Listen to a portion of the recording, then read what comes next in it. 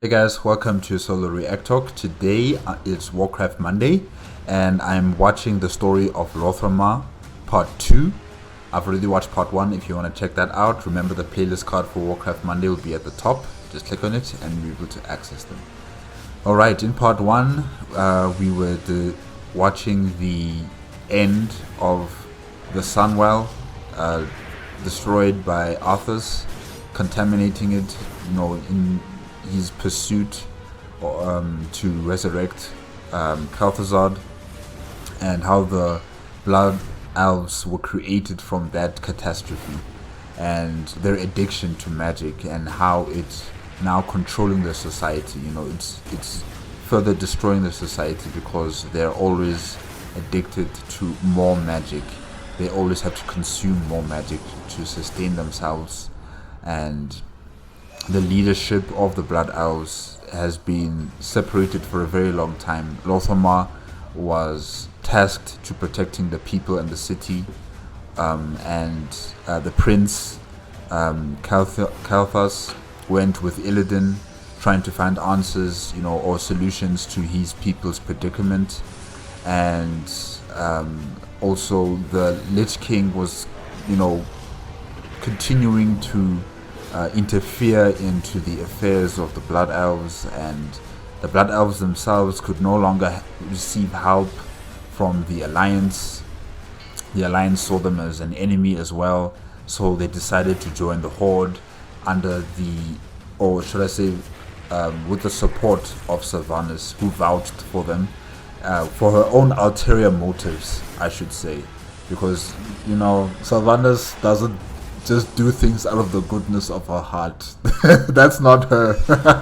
So she has plans for the Blood Elves. I'm still assuming that she wants more bodies, for her Forsaken. So that's why she wanted the Blood Elves to join them as well. And yeah, guys, I guess we're continuing on with part 2. Let's start. 3, 2, 1, go. Hello everyone! Last week we began the story of Lor'themar, in which we talked about a friendship with Liadrin, Darkan and Kal-El, as well as the events of the Sunwell and the transition of the High Elves into the Blood Elves. Their prince, Kael'thas Sunstrider, still resides within Outland, no longer allied to the demon hunter Illidan. Instead, he has pledged his allegiance to kill Jaden and the Burning Legion. The Demon Lord actually wanted the force of Azeroth to come to Outland and deal with Illidan for him, since Illidan, he was working very hard to put a stop to the Legion once and for all. So it was that the demons on Azeroth were ordered to reopen the Dark Portal, making Outland an active threat again, one that the world could not ignore. Just as Kil'jaeden wished, the Horde and Alliance stepped through and turned their wrath from Illidan, unaware of his true goal of destroying the Legion, and he made no attempt to tell them. They wouldn't understand anyways. Instead, all they had were rumors and stories of the night. You see, that's the problem right there with Illidan. Yes, the guy is cool, after I've watched all the cinematics and people have told me, and I've watched some videos on Illidan, yes, he is playing the long game in terms of trying to defeat the Legion, but he should have really tried to incorporate other factions of Azeroth into his plan. Because in Legion, they did work together, but then, before Legion, the Legion expansion, they were always fighting amongst each other. Illidan's forces versus the Horde versus the Alliance. They could have really resolved many of these issues if Illidan just talked to them and explained to them what's going on. But anyways. Saga warp in the lands of Sangomar, of the Blood Elves seizing Tempest Keep and leeching magic from the Netherstorm. And there were other tales, one that spoke of Illidan training an army of elves infused with demonic power. All in all, plenty of reason to assault Black Temple and take care of the self-proclaimed Lord of Outland. And while Lor'themar himself, he didn't venture through the Dark Portal, other elves did join the Horde. You are not prepared! The news of the prince's fate, it shocked them. It was worse than they'd expected. Hearing that Kael'thas had thrown his fate with the Legion, it was unbelievable at first, but when they ventured to the Netherstorm themselves, they saw the truth with their own eyes. Kael'thas had embraced Fel magic and become the Legion's pawn. he was their prince no more. Word of this discovery also reached Lor'themar and the ranking elves in Quel'Thalas. The news, it broke their hearts of course, but they came to a consensus. They all agreed Kael'thas was lost, and it was their duty to vanquish him and end his treachery. The Horde made war on Kael'thas and his followers. The battle, it took them into Tempest Keep, where the prince made his final stand. Some of his own loyal subjects were forced to take up arms against the ruler, but they did not end his life in that moment. Kil'jaeden had actually expected the prince to be defeated, and he had prepared accordingly. His demonic allies spirited the prince away and brought him back from the brink of death. Now at this point, little was left of the elf's mind. He was now completely Kil'jaeden's loyal servant, and he would do whatever his master asked of him. While the Horde and the Alliance directed the forces to the Black Temple, Kael'thas and his legion comrades, they journeyed through the Dark Portal and towards the Sunwell. Now, I have returned with the knowledge that sacrifices must be made before we can reclaim our birthright. I have forged a new alliance. Soon, the blessed rays of the Sunwell will shine once again and usher into this world the one who will deliver us all. Illidan was defeated, but Kael'thas and Kil'jaeden, they were still a very big threat. Quel'Thalas itself was invaded by the prince, and with most of his soldiers still in Outland, the kingdom, it could do very little to stop him. Under Kil'jaeden's orders, Kael'thas and his forces, they captured the Naru and Envina Teak, leeching away their power to reform the ruined Sunwell. A brilliant explosion of energy erupted from the fount, sparking it to life for the first time since they were forced to blow it up. The ritual was then fortified with energy from the mana cells that they had gathered in Netherstorm, and their plan was to create a massive portal to bring Kil'jaeden into the world. Of course, this did not go unnoticed. Some of the Blood Elves, they fled to Outland to warn the Horde leadership about what was happening. One of them was Blood Knight Liadrin, who had witnessed Kael'thas' assault with her own eyes. In Shefreth City, she met up with the Naru Adal, renounced their allegiance to Kael'thas, and swore to defeat the Legion. The Naru welcomed her into the Shattered Sun offensive, a new order forced to stand against the prince. They then marched on the Sunwell and waged a fierce battle against the Legion forces. Though constantly besieged by demons, Liadrin and allies, they did indeed make an impact. They disrupted Kael'thas' spellwork long enough for more help to arrive. Help in the form of the Horde and the Alliance, whereas the I mean, just look at him, Kael'thas. Oh, that's not Kael'thas anymore. Literally, that's just someone else. Wow. The Horde focused on Kael'thas within the Magis's Terrace. The Alliance, they infiltrated the Sunwell Plateau, which housed the Sunwell itself. Before their eyes, Kil'jaeden emerged from the portal and into the world. The Alliance soldiers fought with all their strength to drive Kil'jaeden back, but their efforts had little effect. In the end, it was Envina Teak who turned the tide of battle. She sacrificed her own existence, expending what was left of her energy to weaken Kil'jaeden. It was just enough for the Alliance to finally banish the Demon Lord and close his gateway into Azeroth. Anvina, I love you. Focus on my voice. Come back for me now. Only you can cleanse the Sunwell. Kalik? Kalik? Yes, Anvina. Let fate embrace you now. The nightmare is over. The spell is broken. Goodbye, Kalik, my love. The powers of the Sunwell I'm sorry for laughing. I'm sorry. turn against me. What have you done? What have you done? It would seem that history was bound to repeat itself. Despite the Sunwell being reignited, it was once again corrupted by dark and foul energies. Lor'themar and his followers, they considered destroying the Sunwell again, but thankfully another solution presented itself. Prophet Velen had recovered the spark, the core of the Naru, and he used it to cleanse the Sunwell and transform it into a fount of holy light and arcane magic.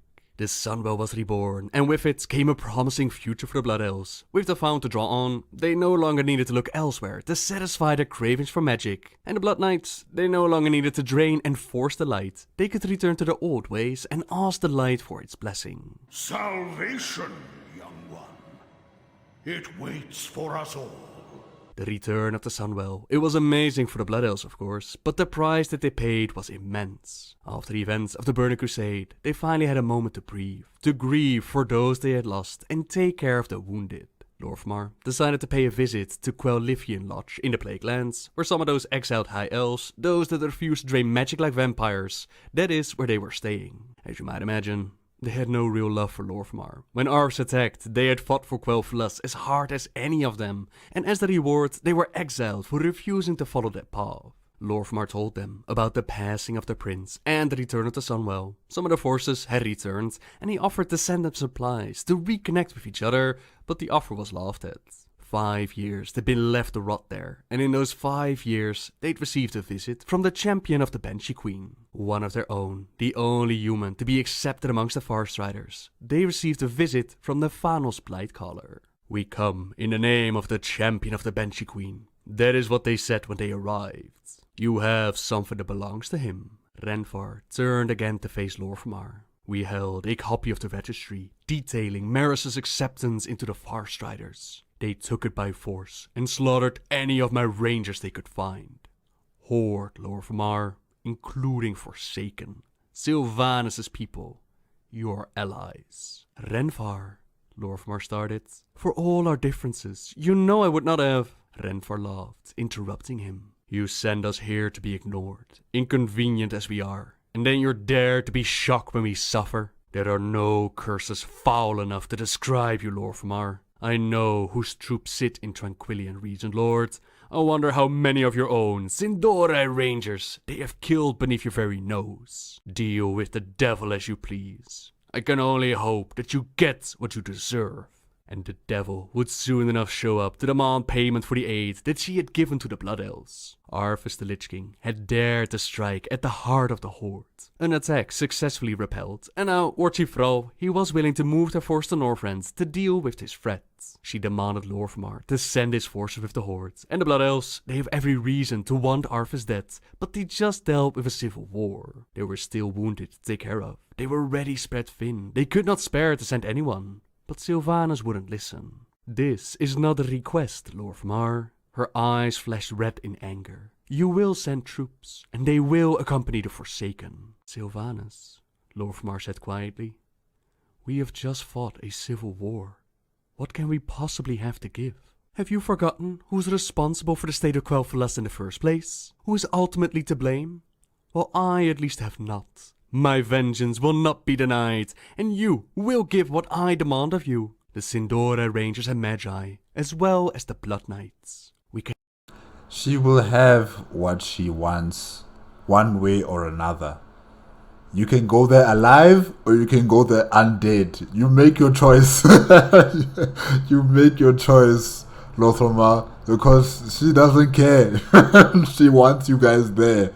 Not spare them, Sylvanas. Her flaking lips curled into a sneer. "Then you can hide here like a beaten dog, if that is indeed your will, Lor'themar. Though if you believe anything can come from it, you are a fool. Do you think Arthas will be content to ignore you while you wait here and lick your wounds? Do you think I will tolerate such cowardice? I would warn you. Those who do not stand with the Forsaken stand against them. And those who stand against the Forsaken will not stand long. For a while now, my people have stood guard in these lands. It is by my hand that you have any place within the Horde. You will aid us in Northrend, or I shall cease to aid you in Quel'Thalas. Send him." You see, that's the deal. That's the deal right there. She wouldn't just do it out of the goodness of her own heart to protect the Blood Elves. No, there's always an ulterior motive to her decisions. You know, the actions that she takes. So here it is, one of the examples. Is exhausted people to find more death in Northrend, or risk losing Quel'Thalas to the Scourge once again. There was no choice here, so Lor'themar and the Blood Elves, they supported the Horde in Northrend in their campaign against the Lich King, while some of them also joined Ava's Sunweaver and rejoined the Kirin Tor. This was actually quite a point of debate, as in the past, the Kirin Tor they'd looked away while the prince was imprisoned by Gerathos and nearly executed.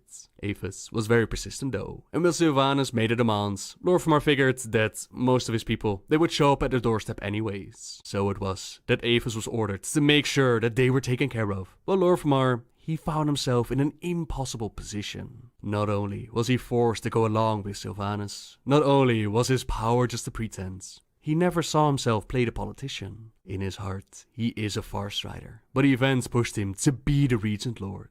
His people needed leadership, and while the crown would remain untouched as their prince had ordered, Lor'themar stayed on as their leader. What I do for Quel'Thalas. Now in Northrend, the Blood Elf troops, they played their part, while Lor'themar, he only really showed up in the Quel'Thalar questline, and considering that we eventually see Liadrin wield it, I wonder exactly how much that we see in-game is actually part of the real story. Either way, heroes are able to reforge the legendary Quel'Thalar, a blade of legend amongst the High Elves, which was lost when they joined Kil'Thuzad in the fight against Arthas during Warcraft 3, and it was now reforged. Reforged with Serenite though, the blood of an old god, and the powers of the Lich King, they're calling to the weapon. There's only one way now to cleanse this sword, immerse it in the waters of the Sunwell. This actually gives us the chance to see the aftermath of the Sunwell return, with High Elf and Blood Elf pilgrimers alike venturing here from all corners of the world to see the blessed Sunwell with their very own eyes. They can hardly believe what we have accomplished. Could the blade in our possession truly be Quel'Thalar?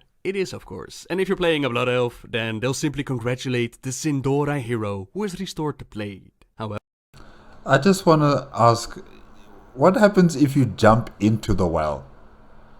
Will you be okay? Will you be imbued with power, or will you just disintegrate because it's so hot and it's filled with magical energy? I'm just wondering about that, because we saw Kill Jaden coming out of it like, it was easy. He just came out. So I'm just wondering if it's just a normal character. If you just jump in there, what happens to you? if you're not a Blood Elf, then Lor'themar will thank you for restoring Quel'Thalar to its rightful owners. Bashfully, he believes that he can take what we have fought so hard for to obtain, but the Regent Lord is quite foolish and he gets punished for it. The guards at Romath first accuse us of treachery, but Auric's Sunchaser, representative of the High Elves, they explain. Oh, so that's what happens if you jump into the Sunwell, you die. That guy just died.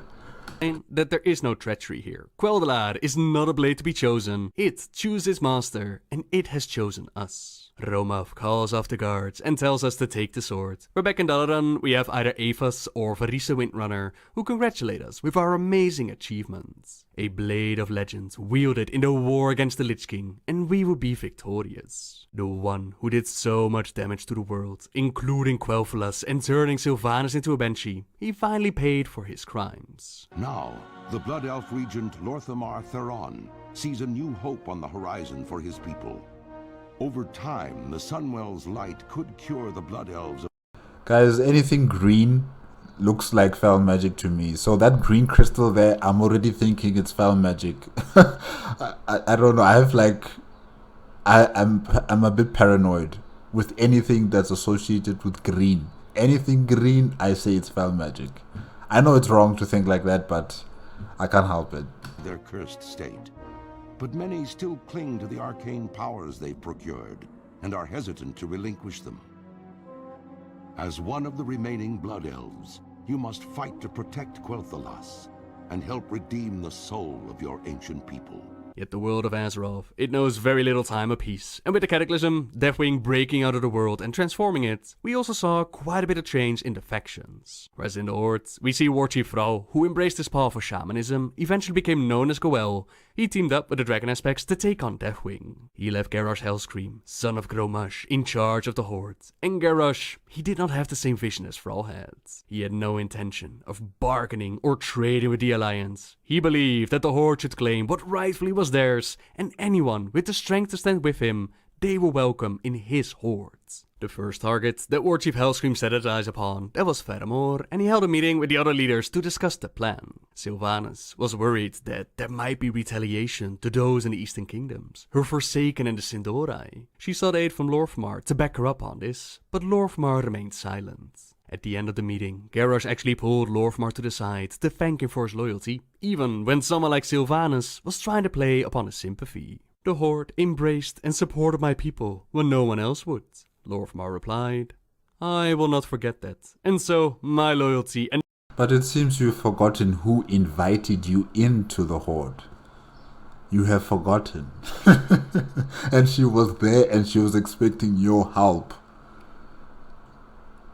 That of my people is to the Horde. words. Unease stirred in Garrosh as he noticed a slight emphasis on Lor'themar's last words. I am the Horde's war chief, Lor'themar, and as such, I am the Horde's. You are its war chief, Lor'themar said. Now Garrosh, he noticed that Lor'themar was definitely worth watching. In fact, all of the other leaders were. His plans of striking out of Velen, they went on ahead, but the tactics used, they were seen as dishonorable by some, while others cheered on for their war chief. A rift was grown between Garrosh and the other leaders, one that only expanded as the faction war, it moved to a brand new land known as Pandaria. New people, new lands and resources to fight over. However, we're going to save that part of the story for next week. The game version of Garrosh is so interesting. As we still have quite a bit to cover. Yes, I too am surprised that Lor'themar actually has that much story. So for now, thank you very much for watching, everyone. Subscribe if you like my videos, leave a like if you enjoyed this one, and until next time, guys, see ya! Okay guys, that's the story of Lor'themar Part 2 by Nobbel87. Yes, the Blood Elves have their Sunwell back again. Although they could have lost it all because, you know, Kil'jaeden was coming through the Sunwell with the help of Kel'thas and with the help of many other people, and you, the players, you defeated Kil'jaeden and what's her name again? Anaviti. Yeah, she sacrificed her life, also trying to defeat Kil'jaeden. The Sunwell was still contaminated, so Velen came and he purified the Sunwell, and therefore the Blood Elves could, you know, return and use its powers to sustain themselves. And Lor'themar tried to reconnect with the elves that separated from the main group, those that did not want to suck the life out of magical creatures, but they wouldn't return because, you know, Lor'themar has now joined the Horde and Sylvanas, and Sylvanas has been doing very shady things against these groups of elves, you know, killing them and stealing information from them, so these group of elves could not join back with the Blood Elves. They decided to stay separate and keep to themselves. And Sylvanas finally showed her true colors to Lor'themar, you know, telling him that you gotta join us in that battle against the Lich King on Northrend. But Lor'themar tried to explain that, hey guys, we are exhausted, we are tired, we just had a civil war. We need to rebuild ourselves, but, you know, Sylvanas was having none of it.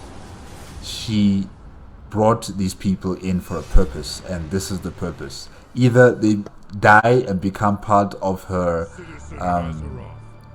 Forsaken, or she uses them against her enemies, and that's what she was intending on using the Blood Elves for, you know, against the Lich King. And finally Lor'themar did concede, and they went to Northrend to fight against the Lich King. And just when they thought that, you know, the war's over, there can now be peace, we can now rebuild, Deathwing comes into the show, and he's like, what's up guys, I'm here, let's play. So the wars are not over yet. They continued on, and Lor'themar was not necessarily chosen, but it was expected of him to become the new leader of the Blood Elves. He didn't really wanted the leadership, but, you know, gradually he accepted his role as the leader of the Blood Elves. And as he was joining the war councils of the Horde, with Garrosh being the leader, Garrosh thought that he had an ally in Lor'themar, but Lor'themar was loyal to the Horde. He was not loyal to the war chief, and Garrosh saw that as a threat. And, you know, as Garrosh was also growing in strength and power during the times of the Mists of Pandaria, you know, he created a schism between those who were loyal to the Horde and those who were loyal to him as Garrosh. And Lor'themar joined the Horde, and he was loyal to the Horde. So more battles were going to be ensuing, and more hardship as well for the Blood Elves, and it is quite interesting to see how things have developed for the Blood Elves as a people, trying to protect their civilization from all types of threats. And I'm just wondering about the trolls that fought against them in the past. Are they still around? Are Zul'jin's trolls still around? Are they still going to be fighting against the Blood Elves? Because, you know, they built their settlement or their city on top of